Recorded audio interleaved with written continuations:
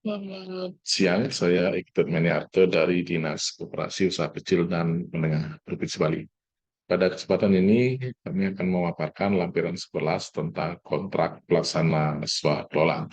Jadi untuk melaksanakan swakelola, maka dilaksanakan kontrak swakelola pengadaan penyuluhan pencegahan stunting bagi ibu hamil, di mana kontrak swakelola ini atau disebut dengan kontrak ditandatangani di Kota X pada hari Senin tanggal 22 bulan April tahun 2024 antara pejabat penandatanganan kontrak dengan pengelola swakelola atau pelaksana swakelola, yaitu dalam hal ini Ketua Ikatan Bidan Indonesia Regional Kota X, yang selanjutnya disebut dengan pelaksana swakelola. Jadi selanjutnya mengingat bahwa ketentuan umum eh, kontrak swakelola, maka pejabat penandatangan kontrak dan pelaksana swakelola dengan ini bersepakat dan menyetujui hal sebagai berikut. Nah, untuk total nilai kontrak itu ada 82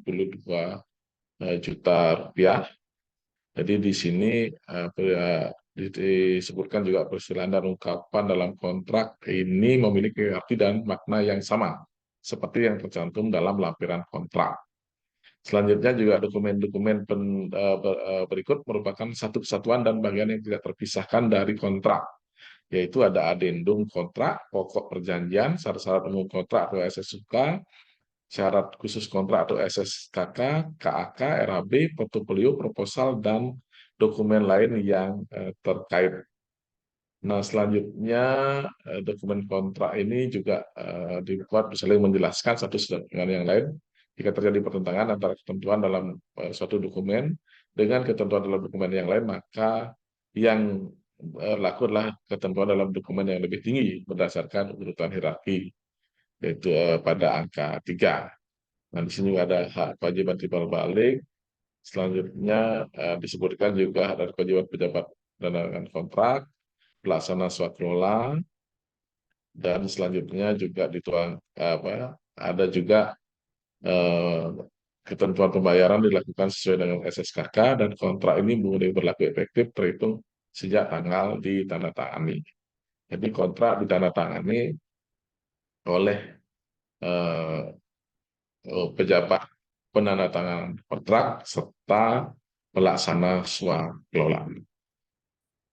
Nah, selanjutnya untuk syarat-syarat umum kontrak, jadi sesuai dengan tentuan SSUK, ada ketentuan umum, ada definisi, selanjutnya juga disebutkan ada penerapan, ada bahasa dan hukum, perbuatan yang dilarang dan sanksi, selanjutnya juga ada korespondensi, yang selanjutnya adalah wakil sah para pihak, selanjutnya juga perpajakan, ada pengalihan, pengabaian, dan kemitraan. Itu sesuai dengan ketentuan yang berlaku. Selanjutnya untuk pelaksanaan kontrak, ini juga memuat jangka waktu pelaksanaan pekerjaan, fasilitas yang diberikan oleh pejabat penandatanganan kontrak, pengadaan barang jasa melalui penyedia, selanjutnya juga ada personil dan atau peralatan, selanjutnya adalah pengawasan dan pengendalian kontrak, selanjutnya adalah waktu penyelesaian pekerjaan, selanjutnya perpanjangan waktu, dan dilanjutkan dengan pemberian kesempatan. Nah, selanjutnya adalah penyelesaian kontrak. Nah, penyelesaian kontrak ini ada serah terima pekerjaan, selanjutnya ada juga layanan tambahan. Nah, selanjutnya adalah perubahan kontrak atau adendum. Jadi adendum dilaksanakan apabila diperlukan. Jadi ada adendum kontrak, yang selanjutnya adalah keadaan kahar. Ini juga harus disebutkan keadaan kahar seperti apa dan bagaimana akibatnya terhadap perjanjian. Dan yang selanjutnya adalah penghentian dan pemutusan kontrak. Jadi di sini juga ada penghentian kontrak, ada juga pemutusan kontrak. Jadi semua sesuai dengan ketentuan yang berlaku. Pemutusan kontrak oleh pejabat pembuat penandatangan kontrak ini juga sudah dijelaskan apa-apa saja yang menjadi ketentuannya. Dan juga ada pemutusan kontrak oleh pihak pelaksana swakelola itu sendiri. itu juga disebutkan, dan berakhirnya kontrak selanjutnya. Nah, setelah itu adalah pembayaran kepada pelaksana swakelola.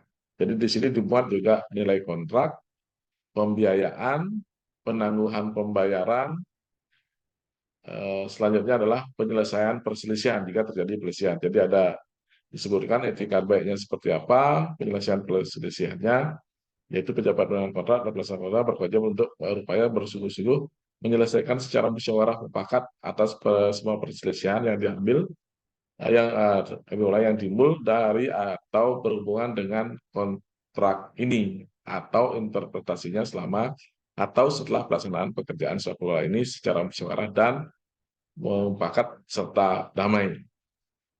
Jadi penyelesaian juga dilakukan penyelesaian sengketa yang diselenggarakan oleh LKPP. Nah, untuk ketentuan lain-lain, penggunaan dokumen kontrak dan informasi, serta ada hak kekayaan intelektual. Selanjutnya ada penangguhan dan risiko, dan selanjutnya juga ada laporan hasil pekerjaan. Selanjutnya adalah kepemilikan dokumen juga disebutkan, dan untuk hal selanjutnya adalah syarat-syarat khusus kontrak atau SSKK. Nah, di sini untuk korespondensi disebutkan nama, alamat, telepon, dan seterusnya. Demikian juga untuk pelaksana swakelola juga disebutkan. Jadi untuk pejabat penerima kontrak disebutkan, pejabat pelaksana swakelola juga disebutkan. Selanjutnya untuk wakil sah para pihak ini juga disebutkan siapa yang menjadi wakil sah para pihak untuk pejabat penandatangan kontrak dan siapa untuk pelaksana swakelola. Untuk jangka waktu pelaksanaan pekerjaan juga disebutkan yaitu pada tanggal 18 Mei 2024. Jadi pelaksana swakelola harus menyelesaikan pekerjaan selama 1 hari kalender atau pelaksana swakelola harus menyelesaikan pekerjaan sejak tanggal kontrak swakelola ditangani sampai dengan 18 Mei tahun 2024. Selanjutnya fasilitas yang diberikan pejabat penandatanganan kontrak. Di sini disebutkan pejabat penandatanganan kontrak akan memberikan fasilitas berupa ruangan kantor untuk melakukan rapat dan koordinasi. Nah, selanjutnya pengadaan atau pengarah barang jasa melalui penyedia. Di sini disebutkan kebutuhan barang jasa yang dilaksanakan oleh pelaksana swakelola antara lain ada biaya personil, honorarium narasumber, sewa ruang rapat untuk penyuluhan, cetak spanduk, pembuatan laporan, biaya komunikasi ATK, penyimpanan data dan dokumentasi. Nah, selanjutnya perpanjangan waktu.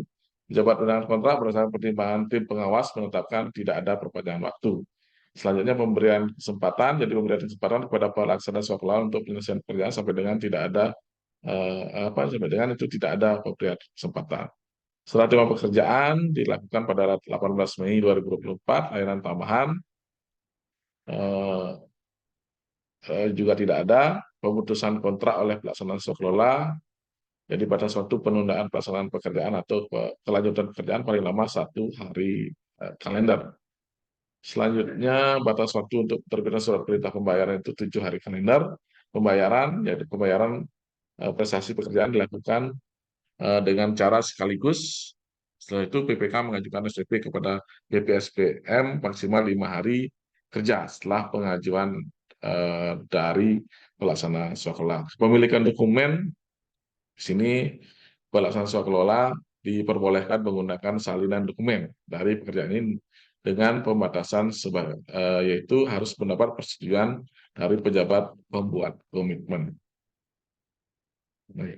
Demikian paparan kami untuk kesempatan ini. Terima kasih atas perhatiannya.